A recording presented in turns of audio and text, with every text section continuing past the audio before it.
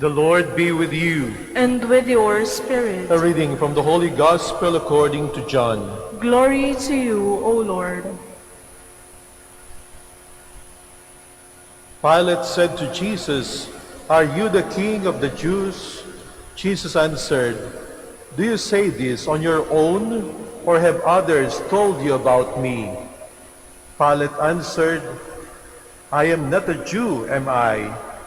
Your own nation and the chief priest handed you over to me. What have you done?" Jesus answered, "My kingdom does not belong to this world. If my kingdom did belong to this world, my attendants would be fighting to keep me from being handed over to the Jews. But as it is, my kingdom is not here." So Pilate said to him, "Then you are a king." Jesus answered, "You say I am a king. For this I was born, and for this I came into the world, to testify to the truth. Everyone who belongs to the truth listens to my voice." Dear sisters and brothers, the Gospel of the Lord. Praise to you, Lord Jesus Christ. Please be seated. Pinagdiriwang po natin ngayong linggo ang kapistahan o ang dakilang kapistahan ni Kristong ating Hari. Saan po dapat maghari ang ating Panginoong Jesucristo? Naghahari po ba siya sa ating buhay? Ang ating pong butihing Arsobispo Socrates B. Villegas ay nagpadala ng isang circular sa lahat ng simbahan dito po sa Archdiocese of Lingayen, Dagupan. At ito po ang mensahe para sa ating lahat. Kristong Hari at ang politika sa Pilipinas. Mga kapatid, kay Kristong Hari, tinanong ni Pilato si Jesus, "Ikaw ba ang hari ng mga Hudyo?" Malabo ang pag-iisip ni Pilato. Ang kalooban niya ay puno ng mga bagay na walang kabuluhan. Hindi nakita ni Pilato na higit sa hari ng mga Hudyo.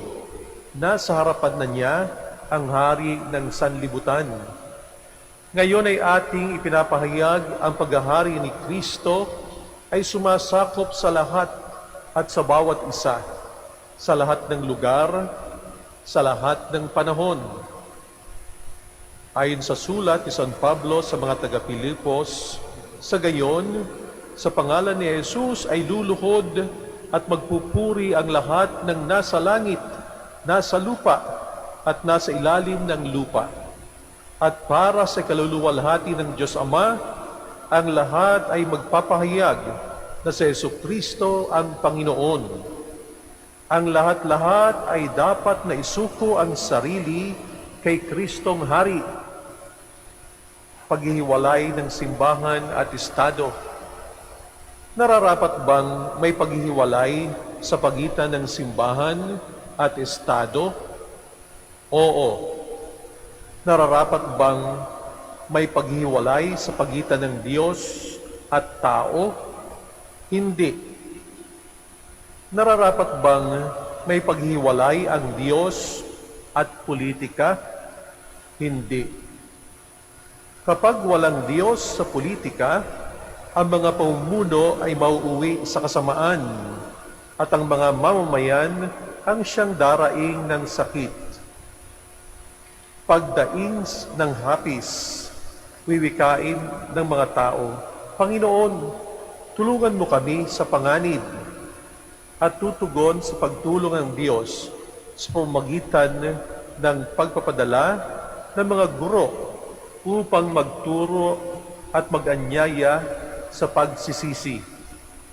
Dapat na lamang bang ipagkatiwala ang politika sa mga politiko? Hindi. Ang politika ay gawa ng tao. Hindi ito likas na makadiyos. Nangangailangan itong gabayan ng mga bagay na makadiyos at mahubog sa pamamaraan ng Diyos. Kung ang mga pinili ng Diyos at ipinadala upang gumabay ay pipiliing manahimik. Paano makikilala ng tao ang Diyos sa kanilang buhay? Ang paghihiwalay ng simbahan at estado ay hindi nangangahulugan ng paghihiwalay ng mga relihiyosong paniniwala at buhay pampubliko. Hindi ito nangangahulugan ng pagkakaiba ng mga prinsipyong moral at pampulitikang patakaran. Kapag nauwi sa ganito, ipinagkakanulo natin ang Kristong Hari. Ang tao ang daan ng simbahan. Kapag ang kaluluwa ay nahiwalay sa katawan, sasabihin ng mga doktor na pumanaw na ito. Kapag iwinaksi ng bansa ang Diyos, pagkamatay din ang dulot nito sa bansa. Nagkakasala ang lahat, subalit nagiging madali ang magkasala dahil sa mga nilikhang istruktura ng kasalanan. May mga kalagayan na naghihimok at ginagantimpalaan pa ang kasalanan. Ang mga ganitong pamamaraan ay dapat na mawasak kung si Kristo ang tunay na hari. Kapag pinagsasamantalahan ang kamangmangan, kapag ang pagkamakabayan ay napababayaan sa ngalan ng ganid at mga dinastiyang pampamilya, kapag ang kasinungalingan ay ipinangangalangdakan at ang katotohanan ay pinatatahimik, nabibigyang puri ba ang Diyos? Nais ba ng Diyos na lapastanganin ang mga dukha? Nais ba ng Diyos na maligaw sa landas ng kasinungalingan ang mga kabataan? Nalulugod ba ang Diyos sa mga bigong pangako ng mga politiko? Sino ang magliligtas sa kanila? Kapag ipinagbabaliwala natin ang kalunos-lunos na katayuan ng mga tao, tayo ay laban sa Diyos. Ito ay mga pagtuligsa sa paghahari ni Kristo.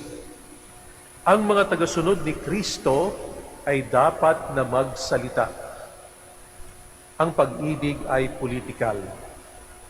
Ano ang saysay ng Kristyanismo? Ang tanging tugon ay pag-ibig. Pag-ibig ang nasa kaibuturan ng Kristyanismo. Ang pag-ibig ay nakikipagkapwa-tao. Kailangan ng pag-ibig ang pakikilahok ng tao. Hindi maaaring magmahal na mag-isa. Ipinamamalas natin ang pag-ibig sa pamumuhay sa lipunan. Ano ang tawag sa pag-ibig at paglilingkod sa lipunan? Ito ay politika. Sabi ni Papa Francisco, ang politika ang isa sa pinakamataas na uri ng pagmamahal. Kapag ang Kristyanismo ay tinanggal sa politika, mamumuno ang masasama, maghahari ang mga sakin, magdurusa ang mga mahihirap, at mamamayani ang kasalanan. Ang simbahang tahimik na nagpapahayag ng paghahari ni Kristo, subalit bulag, bingi, at pipi sa politikang walang Diyos ay isang kontradiksyon. Ang simbahang bingi, pipi at bulag ay tila mayroong malaking batong nakatali sa kanyang leeg na naghihintay ng pagkalunod sa kalaliman ng dagat. Politics is something more noble than posturing, marketing, and media spin.